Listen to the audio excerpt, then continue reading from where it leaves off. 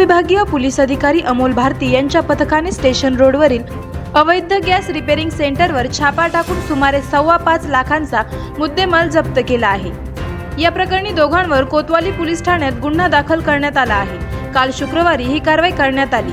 विठ्ठल राजू पारधे वय 19 राहणार मल्हार चौक अहिल्यानगर व अनिल मुकुंद भिंगारदेवे वय 55 राहणार माळीवाडा झोपडी अहिल्यानगर अशी गुन्हा दाखल झालेल्यांची नावे आहेत। या प्रकरणी पोलीस हेड कॉन्स्टेबल महेश दौलत मगर वय वर्ष 36 नेमणूक उपविभागीय पोलीस अधिकारी कार्यालय नगर शहर विभाग यांनी फिर्याद दिली आहे। दिनांक 20 डिसेंबर रोजी उपविभागीय पोलीस अधिकारी अमोल भारती यांना गोपनीय माहिती मिळाली की कोतवाली पोलीस ठाणे हद्दीतील स्टेशन रोडवरील जुन्या लोखंडी पुलावरून मल्हार चौकाकडे जाताना शुभम मेन्स पार्लरच्या पाठीमागील पत्र्याच्या शेडमध्ये अवैधरित्या वाहनांमध्ये घरगुती गॅस टाकी यांचा वापर करून गॅस रिफिलिंग केली जात आहे। त्यानुसार त्यांनी पथकातील पोलीस गजेंद्र इंगळे आणि police head constable Raju Jadhav, Mahesh Magar, Santosh Ohal यांना कारवाईच्या सूचना दिल्या। त्यानुसार पथकाने खासगी वाहनाने जाऊन छापा टाकला।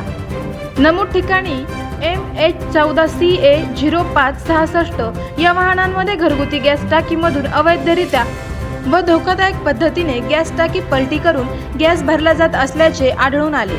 या प्रकरणी सेंटर चालक विठ्ठल राजू पारधे व वाहन चालक अनिल मुकुंद भिंगारदिवे यांना ताब्यात घेण्यात आले। तसेच गॅस टाक्या, वाहन व इतर साहित्य असा सुमारे 5,15,000 रुपये किमतीचा मुद्देमाल जप्त करण्यात आला।